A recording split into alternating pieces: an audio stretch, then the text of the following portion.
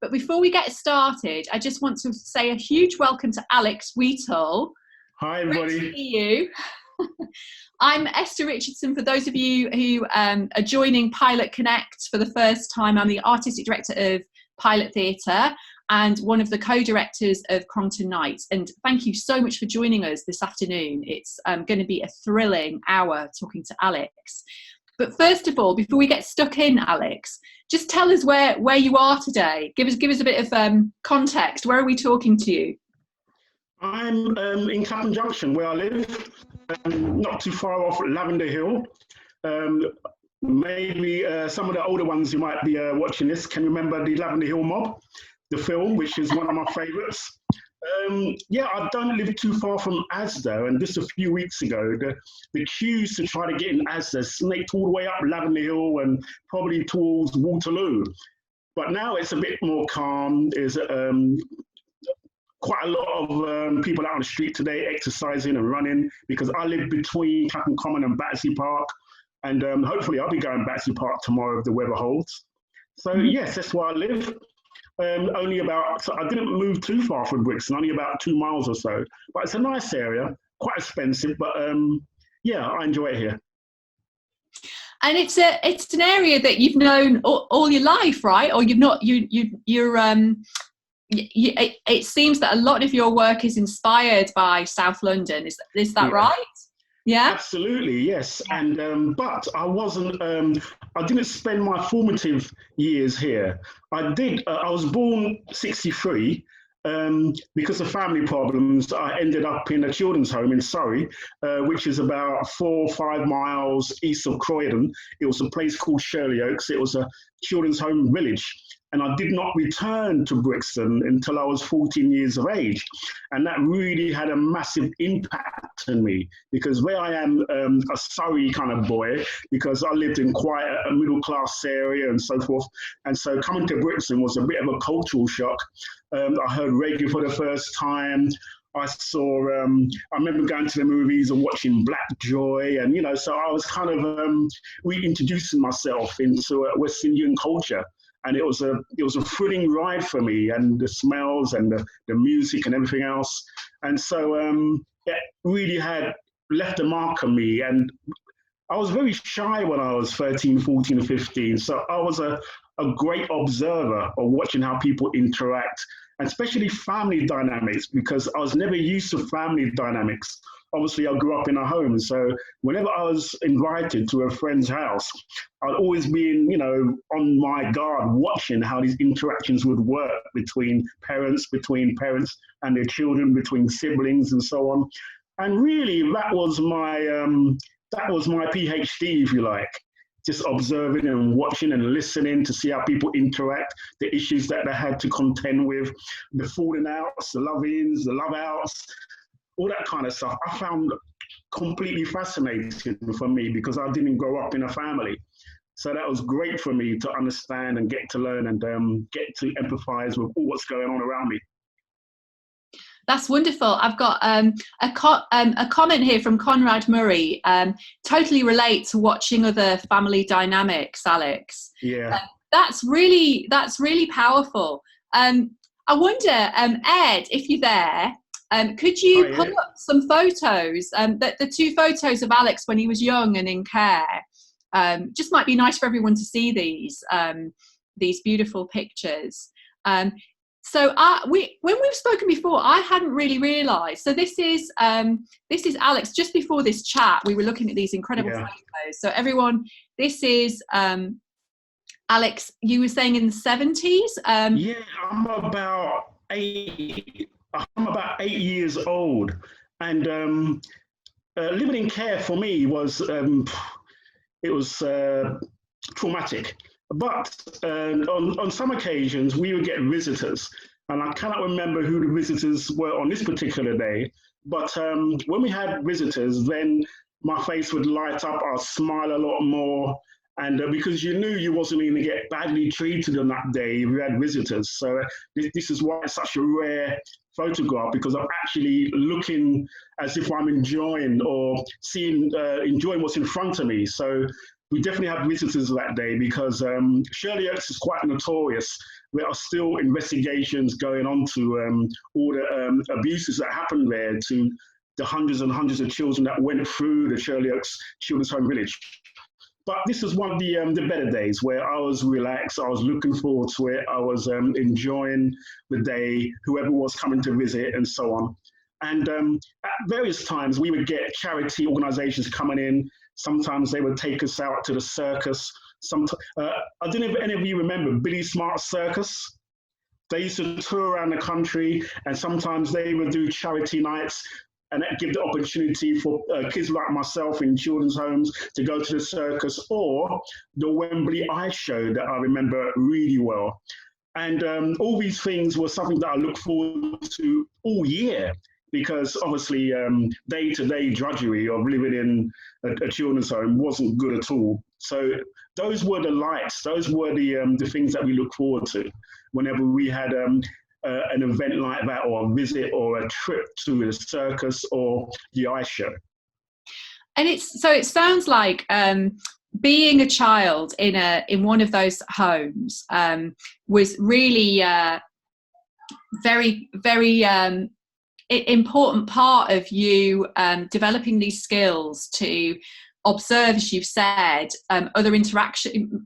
Almost gave you a kind of like almost like you were a fly on the wall in a way, able to kind Absolutely. of and look into other people's lives. So maybe many years before you even realised that you were going to use that wealth of material, you were already a budding artist, a budding writer. Do you think that's true? Absolutely. I remember older boys, we used to sleep in dormitories, and the older boys, they would sometimes leave their comics lying around on the floor of the dormitory. It could be Wizarding Chips, it could be the Beano. And my favorite was Shoot magazine, which is about football. And my favorite comic strip in that magazine was Billy's Boots. And I remember when I was going to school, I wasn't paying too much attention in maths or geography when I was 8, 9, 10 years old, but I was creating my own comic strips, and I was drawing my own little sketches and trying to write a narrative. I cannot remember who my characters, how I named them, but I remember the joy of creating characters like myself, even when I was 8, 9, 10 years old, just for my own entertainment, if you like, because I didn't have money to buy comics for myself. So I thought, you know, maybe I should provide my own. So I used to write my own narratives. I think I might have called it Alex's Boots or Alex's Laces, Alex's Afro. And my heroes at the time were like Pele, George Best. So most of my stories were very football orientated, but they were populated with just kids like me, you know, in a home or having a rough time. And I just wanted to make them heroes. That's amazing, and that's just so incredibly resourceful that you decided to write your own comic strips. I'm absolutely amazed. I've got another comment from Conrad saying Wembley ice shows were sick. Yes, they were. I'm surprised Conrad's old enough to remember that. He's a pup, isn't he? But yeah, it was very exciting. We used to get on the van or the coach, and I remember when the performance used to finish, they used to give you a goodie bag, and the goodie bag would contain balloons and maybe comics and whistles and stuff like that. It was so exciting. I mean, I guess today's kids wouldn't be too much impressed by it, but I definitely was. I've got a question here from drama teacher. How did you view yourself at 8 and 9 years old? I had very low esteem. I mean, obviously, the environment that I was growing up in wasn't ideal for my development because obviously the people in charge were not very nice people. And so I always felt that I was lower than anybody else, especially when I started school, where I kind of shriveled up into my shell, and I didn't know quite how to express myself unless I was creating on the page. And so I didn't really think I could ever achieve much in terms of education or anything else. I did dream of being a footballer like Pele, but my actual self-worth was very, very low. And I think it's not just kids who grew up in children's home who had that. I think a lot of the working class, even today, they have this low opinion of themselves. I mean, today, when I go into fee-paying schools, the thing that I differentiate between the kids who go to ordinary state schools to fee-paying schools is the confidence. I would love to have that confidence that fee-paying kids have. I mean, when I ask, is there any questions? Every hand goes up in a room. When I ask who wants to do reading, every hand goes up in a room. But when I go into state schools, there's a lot more kids who are timid, who are not quite so confident. And I was very much like that when I was growing up. You know, I didn't want to try anything. I kept in the corners. I didn't have no confidence whatsoever. And I think only going to Brixton when I was 14, 15, I was forced to become confident that I actually begin to believe in myself. Mm. Did you compare yourself to other kids is another question. Yes, I think so. Obviously, when you're 10, 11, 12, and you start to think about the clothes that you're wearing, the shoes that you're wearing. So obviously that goes on today when I used to say to myself, how come this kid's got such cool clothes and I haven't, that kind of stuff. And why are kids so confident and I'm not? Why would I feel an attack on the nerves when I'm asked a question in class, why other kids seem to be so confident addressing the classroom or the teacher? Yes, I had all those isms and schisms and worries and it's growing up pains, isn't it? It's quite tough. And I wouldn't say boo to a girl and stuff like that. And so I just wish I had that confidence when I was young. Thank you. Ed, I wonder if we could go to the next photo, the one of Alex wearing the sombrero, which when he's a little bit older. Yeah. So tell us a little bit about this one. Again, I'm sure it was one of those Royal Variety events. There's a charity. I'm not sure if it's still going, Esther. The Royal Variety Club. I don't know. Going? I can completely remember it, but I don't know if it's still going. Maybe somebody in the group will know.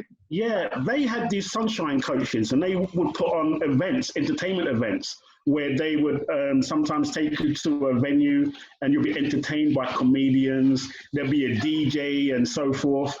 And again, that was one of the highlights of my year when we were invited to these events. And for some reason, somebody put a sombrero on my head, which ruined my growing afro. But it's again, one of the happier nights that I was in care. And I think you were saying that you thought you were maybe about 13 in this photo. Yeah, I think so. About a year or so before I went to Brixton. Yeah. Yeah, I think so. And would you 13. And would you say that I'm interested in this picture because I feel like this is one of the age groups that you write for. Yeah. And I wanted to ask you, which is kind of tied into a question that's just popped up here, really. I think the two maybe go hand in hand. The question I wanted to ask you was, why is it that you think you write for teenagers? And the question that we've got here that we could perhaps tie into it is, how do you encourage young people to engage? I guess my memories are so vivid when I was 12, 13, 14, 15. You know, those awkward years. They are so vivid, still in my head. And I remember the heartache of trying to ask a girl out. I remember the adrenaline I would get if I was, going to have a fist fight after school or whatever. I remember the agony of losing in a football match. And sometimes as adults, we forget how powerful those emotions are. You know, we think, a girl says no to you taking her out, and you think, oh, you get over it, but you don't. And sometimes when the friendships are tested and sometimes you think that would never heal as a 12, 13, 14-year-old. And those emotions are very powerful, and they certainly affected me in my developing friendships at school, wherever I went. And I was expelled 1 or 2 times. So those losses I still feel deeply today of friendships that I had at schools. And then next minute, I'd never see that person again. those were really painful and hurtful and took me a long, long time to get over because obviously I didn't have a family. So I put all my stock in friendships at schools and so on. And it was a wrench when I had to leave that. And I never forgot that pain, of being wrenched away from friends that I had and so forth. So as an adult now, I do tap into those emotions to write about those feelings, those characters, those dilemmas that we have, those choices that we have. And I try to present that in Compton Nights a little bit and the Compton series, because I think if I just be honest with how I felt emotionally back then, and then I'm sure that readers or indeed audiences who come to watch any show where my book's been adapted can also think, yeah, I remember that emotion when I was at school, when I had a certain difficulty with somebody or an emotional contact with somebody. These things are real for all of us. It doesn't matter whether you're growing up in a children's home or middle class home. They are real. They are powerful, and sometimes they're overwhelming. And sometimes we believe that adults will not understand us, or when we're trying to express that when we are teenagers.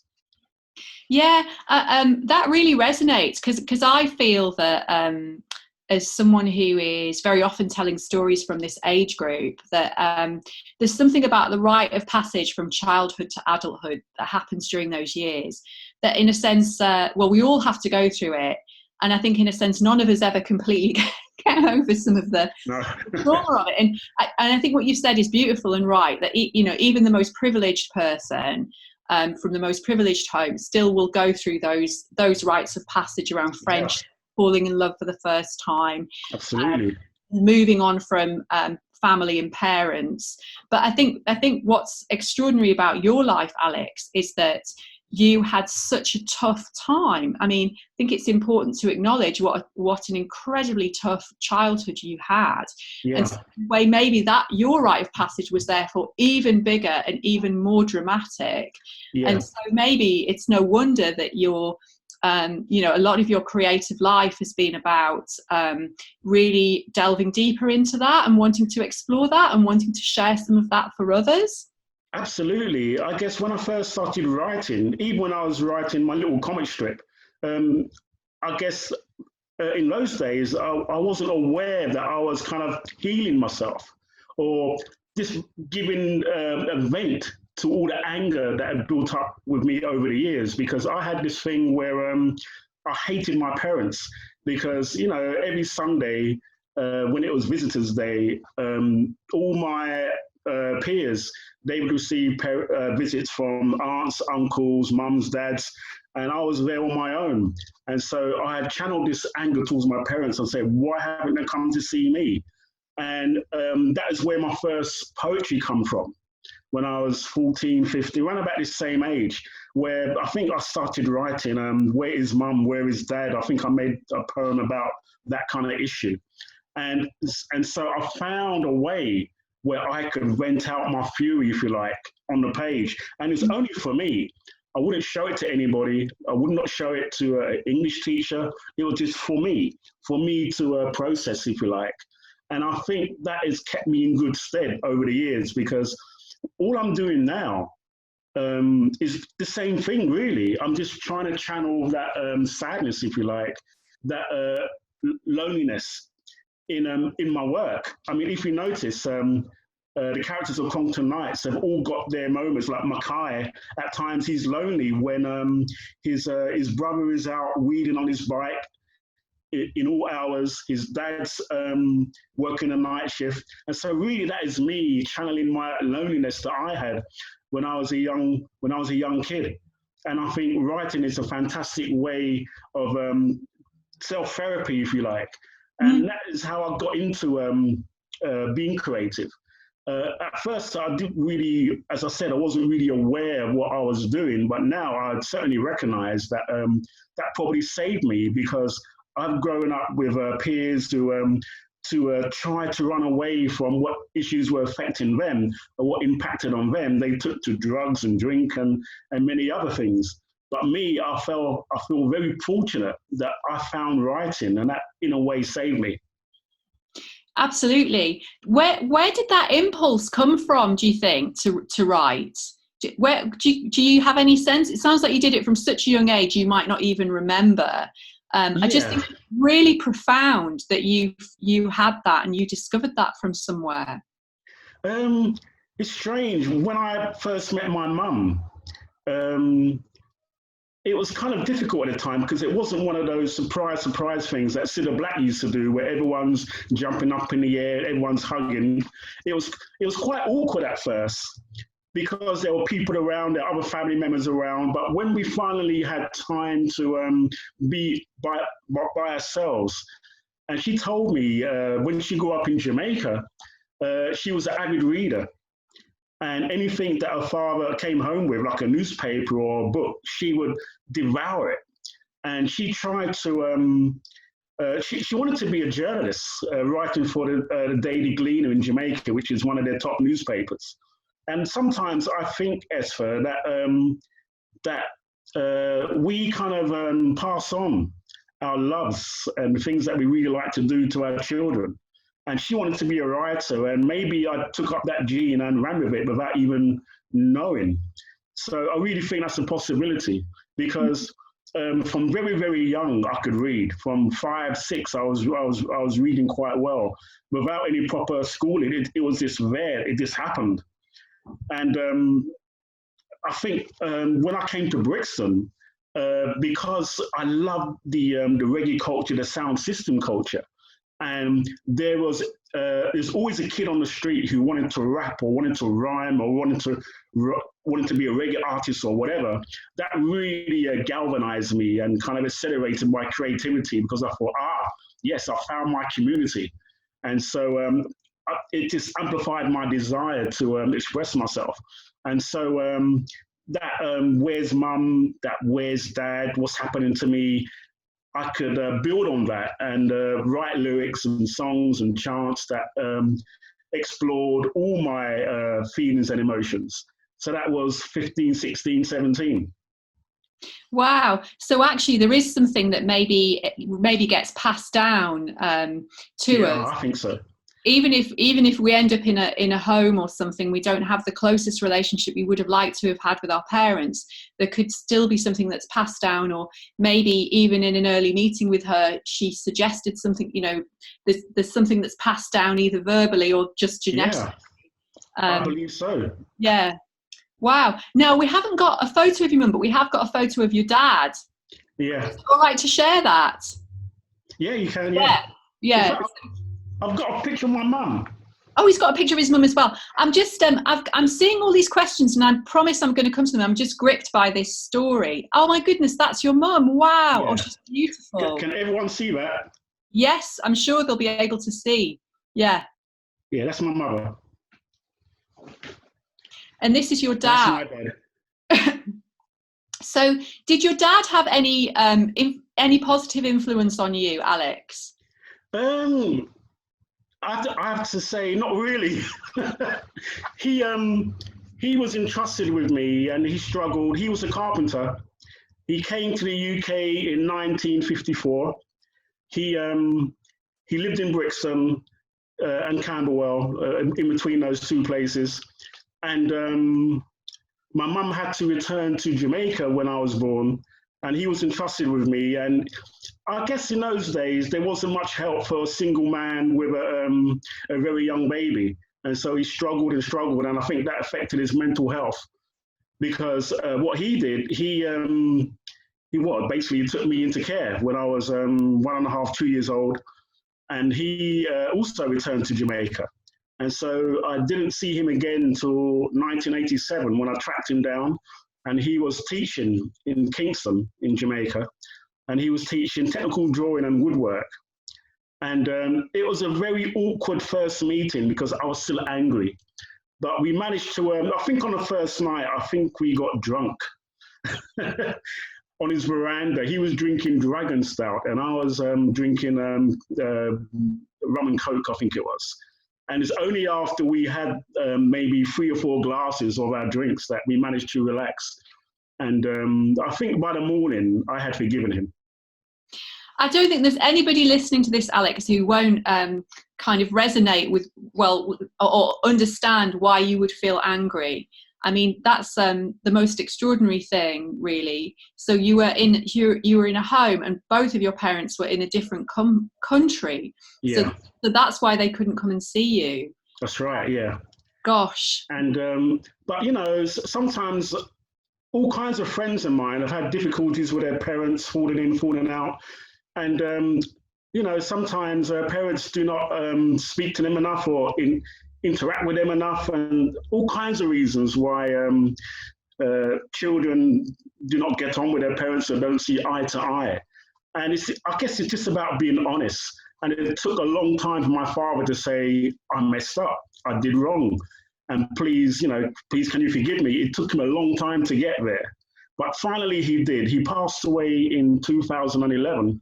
But I'm very glad that we have managed to see eye to eye in the years before he passed, because it can be very difficult, those relationships, when there's lots of blame and so on, and lots of, I used to say he liked to be wrong and strong. But he was a very articulate man. He loved the arts as well. He loved music, so he passed that on to me, his love of music. But he loved the big bands and jazz, Ella Fitzgerald, Sarah Vaughan, singers like that. But you know, obviously, it's like the Wizard of Oz thing, where sometimes you go up thinking your parents are perfect, but when you pull away the curtain, they're just as fallible as anybody else. And so he was, and you know, he wasn't a perfect man. He was a good man, but he wasn't a perfect man, and he made mistakes, like we all do. I've made mistakes, so I forgave him. Well, I think you're an amazing person. I mean, we all think you're an amazing person. I think you're incredible. I think the capacity to forgive something like that is just, wow. You're a superhuman, Alex, in my opinion. I think I'm really very moved, actually, by that story, and I'm sure I won't be the only person. Anyway, yeah. Let's. We've had another comment here. Alex, was there a reason that your parents couldn't or didn't take you back to Jamaica as a baby? And also, drama teacher has also said how interesting that your dad also ended up in a creative career. So clearly, there is something in the genes. Yeah. What happened was, it'll take me all day to tell you the whole story, but. My mother, when she came to the UK, she was kind of taking a break from a not so happy marriage. I'm not going to go into the details, but she had 5 children in Jamaica with her husband, but she had to leave that marital place and come to the UK to make a new start. And she came over here in 1961, 1961. And she worked in a Woolworths store on the high street. And I think my dad, he obviously went inside the Woolworths store, and that was that. Yeah. Woolworths, it's got a lot to answer for. It's got a lot to answer for. And so, but when she was pregnant, her husband found her. He tracked her down. And so that led to a lot of difficulty, and she returned to Jamaica after she gave birth to me, and I was entrusted with my father. Wow, it's just amazing. The whole story is extraordinary. Right, let's have a look. I want to see these lovely photos of you when you became extremely successful. So can we pull up that photo of Alex around the time that he wrote Brixton Rock? Here he is. Yeah, that's me in. Do any of you remember the Borders store in Oxford Street? Me, for sure. Yeah, that was my favourite hangout because it was such a nice atmosphere, coffee on tap and so on. And so I was published by a very small publisher called Black Amber Books.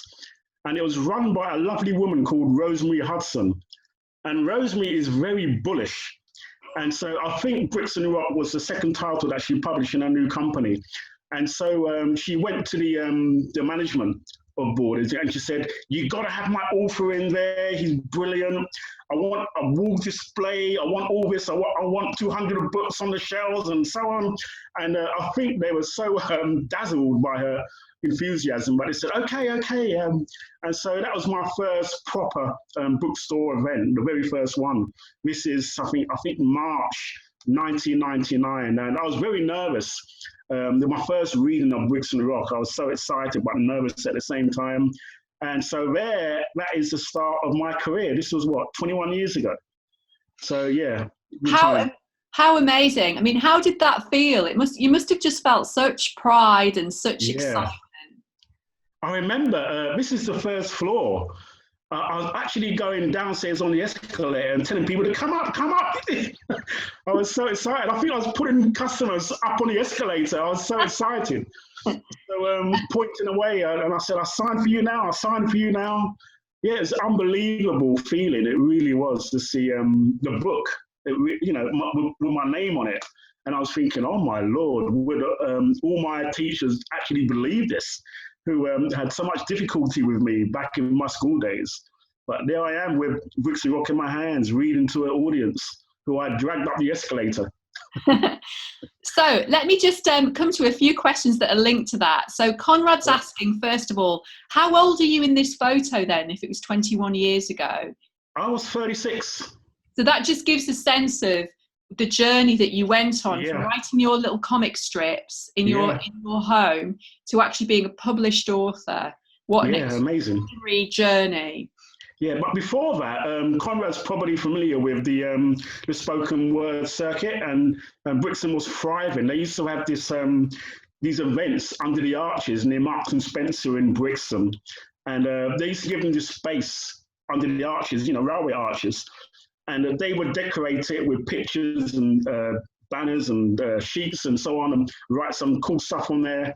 And that is where I used to perform my poetry, my rhymes, and so forth. And that gave me confidence to actually think about writing a novel. So that, is a very good education for me. So, those days are very important. And did you have, this is another question that Conrad asked a bit further up the thread, was there at any point a teacher or a mentor who got you into writing?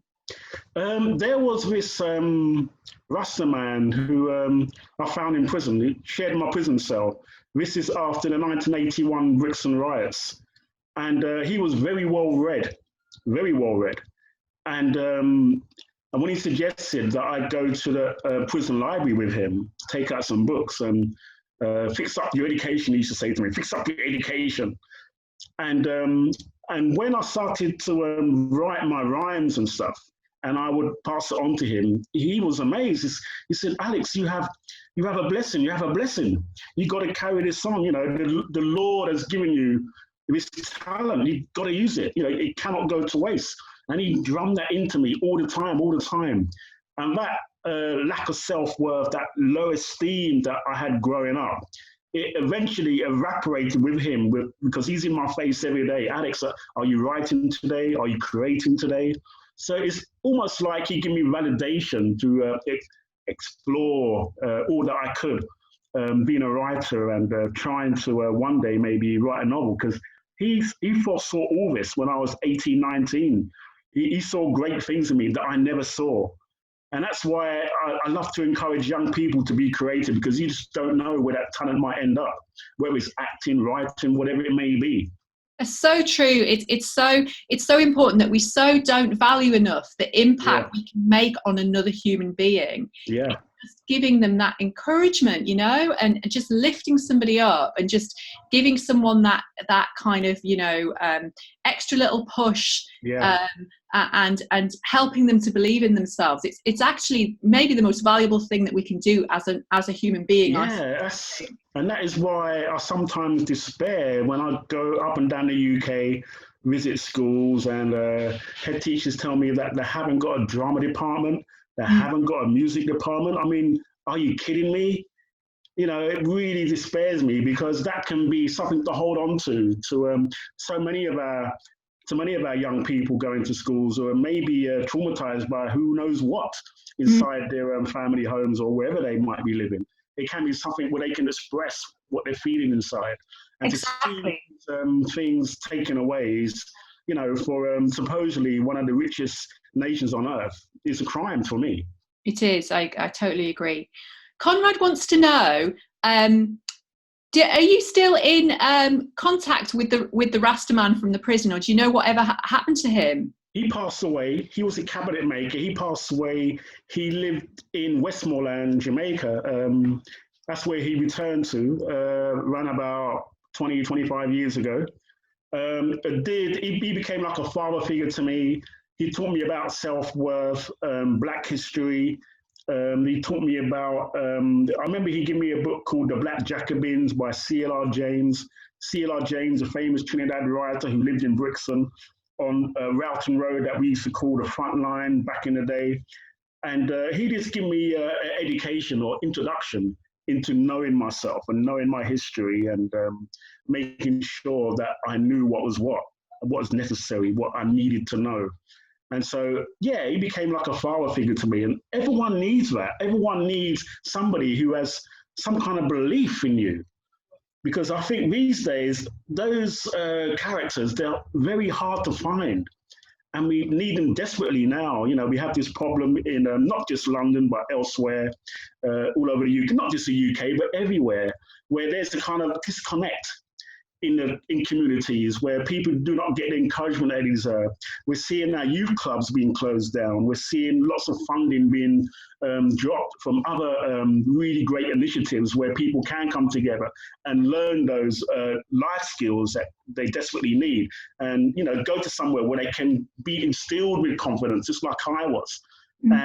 And I had sound systems. I had Russes around me in Brixton, and that was such a great help to me, that made sure that I was full of confidence to try to go to the next level, try to make that song better, try to make that poem better, try to make a short story better.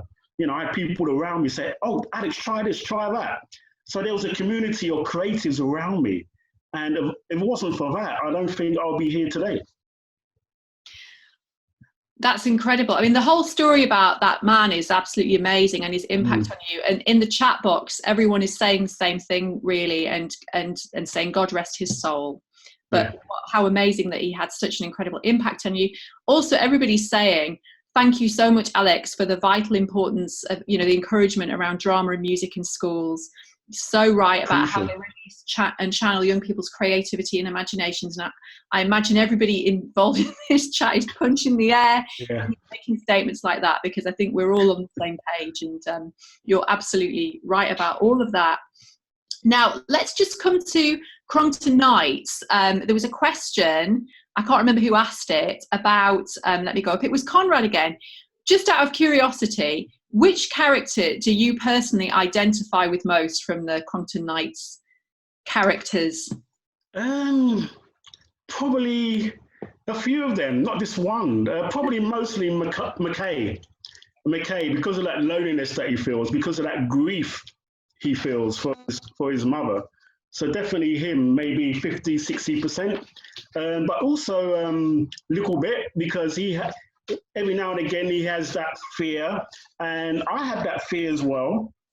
And so Jonah as well. No, sorry, not.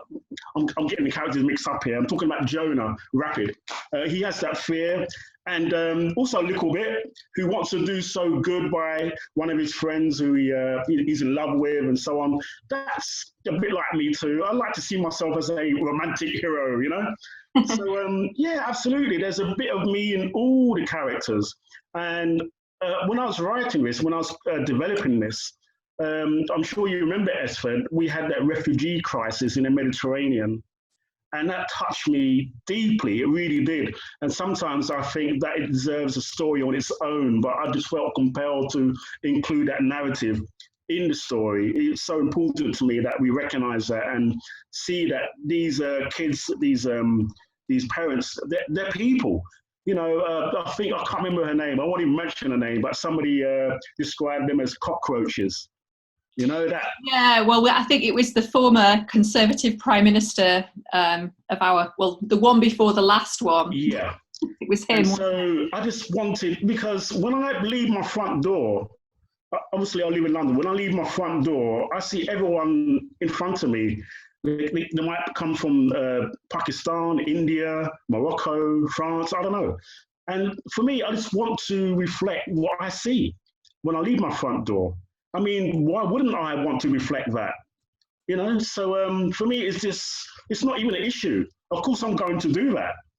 It's just natural for me as taking a walk in the park that I want to reflect what I see in front of me and what I'm hearing, because my background is youth work and so forth. And so why wouldn't I want to, foster that and create that on the page or any creative work that I do? So that's my drive, really. It's, from me as a kid, wanting to be inclusive, wanting to be Pele, wanting to write stories about my friends and on the football field and the good deeds that they do, the goals that they score. I'm still doing that. For me, it's really no different what I'm doing today. Some people might say it's more sophisticated, but not really. Not really. I'm just recording what I experience, what my friends experience on the page. And they're full characters and they're valid. They're as valid as Harry Potter, Jane Eyre, whoever you want to mention, they're valid. Little Bit, McKay, Syra, they're valid characters that deserve to be written about. Mm. I think we all totally agree, Alex. Also, it's real, I mean, so you can say, that the refugee crisis inspired a character like Syra, but actually, when we put this work on, and we had the very first classroom who came to visit the rehearsal process, by chance, had a Turkish girl in it who just was so moved when she realised that there was Nagar, the actor, speaking in her language and reflecting her story, because that's how she'd ended up in the UK. So the truth is that, and this is what's so beautiful, and Imtiaz has spoken so beautifully about this, is that what you really do so beautifully in that story is you reflect the actual world that lots of kids are growing up in, and they don't see that, they don't see these divisions. They just all become friends, and it doesn't matter what their heritage is, and it doesn't matter what country they came from. They meet at school and they become friends. Absolutely, and that's where, as young people. And that's where Conquer Nights comes from. In fact, my children taught me, about diversity in the ways that books never could. Because when we would hold birthday parties for them, when they were 6, 7, 8, and we'd say, invite who you want. And then on the day of the party, we'd have parents come into our house and they would drop their kids off. And for our kids, it wasn't even an issue that the parent of their Indian friend was wearing a sari or whatever it may be. It just didn't register to how they presented themselves or what they were dressed in. Did not register at all. They were just friends. And they came and they ate cake and they enjoyed themselves. They played music, they watched movies. And it was fantastic to see. It taught me a great lesson, I think, watching that unfurl itself, where, what God they pray to, how their parents are dressed, whatever, has no bearing on whether they should be friends or not. It was a beautiful, beautiful thing to see. Lovely. I just want to ask you something else. I've got a great question here from Paul Cree, but before I ask that, because that's going to take us in a more political direction, which is great. But I just want to ask, how did you get published? What was that process like? I'm just curious, because it's like really hard. It's really, really difficult. It is. You're so talented and have a really fresh voice and everything, but it can be an absolute nightmare to make that journey to, standing in borders with your book. What was the journey? How did you do it? It took me about 5 years, and I think it was probably a blessing that I was so naive about the industry. I think if I knew of the hurdles involved, I don't think maybe I would have attempted it. But I remember sending off manuscripts in longhand. And back in those days, I was smoking. And so sometimes my manuscripts would be full of cigarette burn holes, jam, coffee stains, but I didn't care. I would send off these manuscripts, And when the publishers would not get back to me, I'll call them up and saying, what's going on, man? Where's my £1 million advance? And so, I think because I was totally naive and I still had a high expectation, because I just couldn't conceive that they felt my story wasn't good enough. I always felt that the stories I had to tell were good enough. And I think that was very important. And that was where the Rasta man came in, where he used to tell me that, Alex, your story is important. Your friend's story is important. Your life is important. Because he drilled that into me. I never doubted that the stories that I had to tell were unimportant. I never doubted that. So that's why I carried on. I had about 25, 26 rejections from publishers, but I always felt that it would happen because I believe my stories were important. Fantastic. Hey, there's something I need to tell you that I haven't got around to telling you, which is I had an extremely good fortune a few weeks ago, and I met the author David Almond. Oh, right, I know him, yeah. I think people will have heard of him. He wrote Skellig, and he's he's an incredible writer, amazing. And he also writes a lot of young adult fiction as well as other work.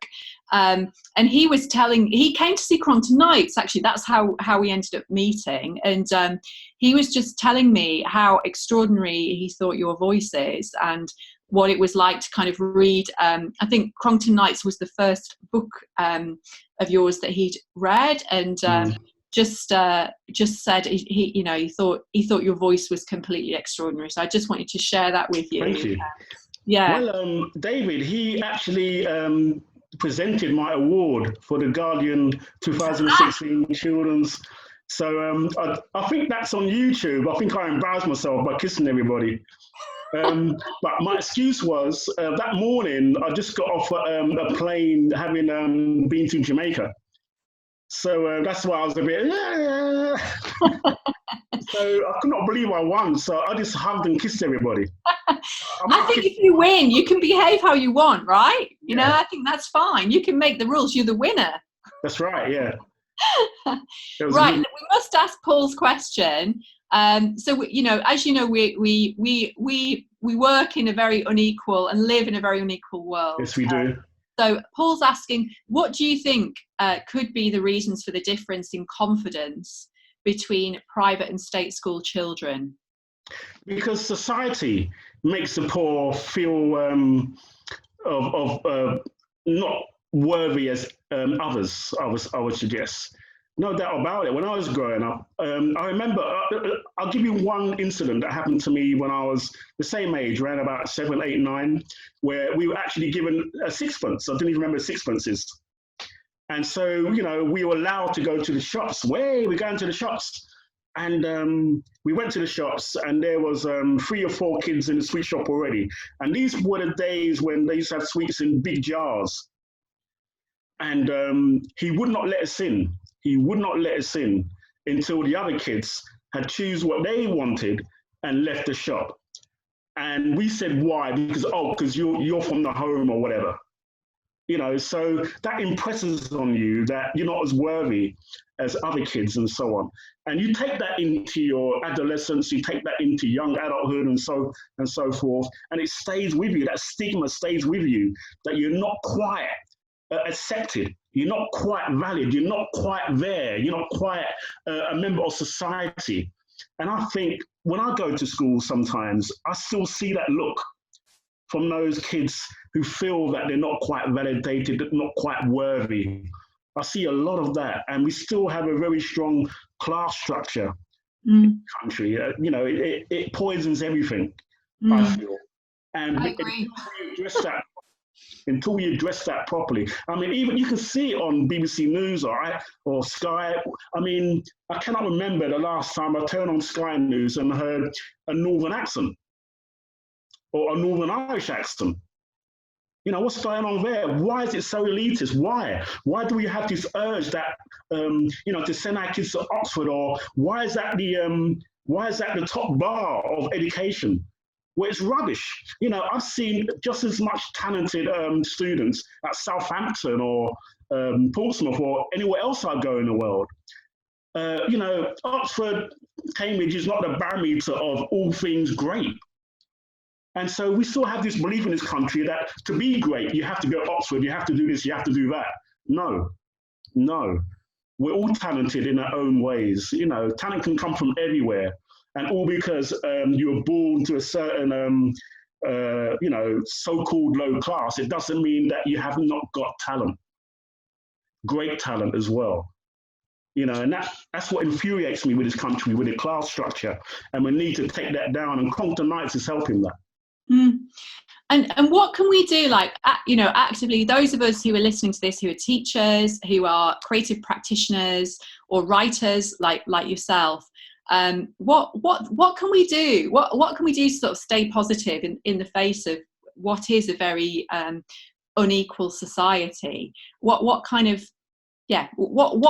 takeaways? What must we do to try to change? Encouraging our young people to get involved in the arts. It can become a great equalizer once we get in there, when we can tell our stories and write our stories. And so, yes, that encouragement, I think, is crucial for them to feel that they deserve a place in the arts, whether that be sculpture, whether that be plays, whether that be music or whatever. That's why I despair that these drama classes and music departments are closing down, because it can be a great leveler, I feel. I mean, we had the debate whether it's only middle class people who can afford to go to film school and so forth, or acting school. And so we really need to address that. And it's one thing that this crisis has taught us, is that it's not the hedge fund managers or whatever who are the important people in this world, or business world, or whatever it may be. Nurses and cleaners and so on, they're just as important as anybody else. And so kids who go to a secondary school, their drama, their music is just as important a lesson as it is in a fee-paying school, where they've got 3 music classrooms and they've got 2 drama departments or so forth. And so we really need to have a look at that and make sure that our children who come from the so-called lower classes, that they have accessibility to those things if they need it or they want to express it.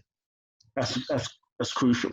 I totally agree. I mean, we've just got to work on equality, because we just don't have equality of provision. In fact, we're so far from it. We've gotten worse and worse and worse. But everyone is so inspired by your words. People are jumping in here. This is brilliant, says Paul. Yeah, says MTAs. Great word, says Conrad. Go on, Alex. Our key workers. I'm just going to pull this up properly so I can read it properly. Cleaners, nurses, shop assistants are just as important. Alex, we definitely need you as a voice for the arts and education. You are very real. Thank you. Yes. And are you aware the drama trainee teachers do not get bursaries to study? Same as PE. Every other subject gets bursaries. That's terrible. I actually didn't know that. That's awful. Shocking. Yeah. Oh, it's going wild here. Hang on. Please tell me you're writing your autobiography. Well, I've got a bit of an exclusive. There's going to be a drama made out of my young life. I think I told you this, Esther, didn't I? You told me, but you haven't told. Told I'll tell others. There's going to be a drama, a BBC1 drama made out of my young life, children's home to when I was 18 or so, and Steve McQueen directed it, and it will be broadcast as part of the Small Act series on BBC1 in, I believe, November later this year, and so we can look out for that. In fact, the whole series is going to be groundbreaking. It really is. It tells those untold stories that sometimes we hear about, but we never yet to be seen on screen. So look out for that in November. I have a new book coming out in October called Cane Warriors, which is, in fact, I'm going back to my Rasta man in the prison, because he told me about the Black Jacobins. And so I've written my own slave revolt narrative that's based on a real event that happened in Jamaica in 1760. And that's seen through the eyes of a 14-year-old black kid. So that's very exciting for me. I'm developing projects all the time. Quantum Nights, the whole Quantum series is being optioned by Noel Clarke's Unstoppable company. So we're developing that with BBC Three. So look out for that. I hope that gets greenlit sometime in the next year or so. So there's many exciting things for me to do and write. And, that little kid who used to write comic strips. So all you creators out there, even if you dedicate 5 minutes of writing a day or a week, it can lead to something fantastic. Never lose sight of that. What you're creating right now, you never know where it might take you. So be creative and express yourself and be honest and go for it. Beautiful. Thank you so much. My goodness, we're just coming up to 3 o'clock, so I'm going to close it here. But I just want to say that was extraordinary. What an extraordinary hour. I know that we're miles and miles apart and we're both staring into our computer screen, and it's deeply weird. But I just want to say that felt electric, and it's just joyful being able to connect with you, Alex. And that's what this series is all about at Pilot, trying to kind of stay connected with one another. So thank you so much, everybody who's joined us. All your kind of input has been incredible. Thank you for firing out those incredible questions and comments, and being with us this afternoon.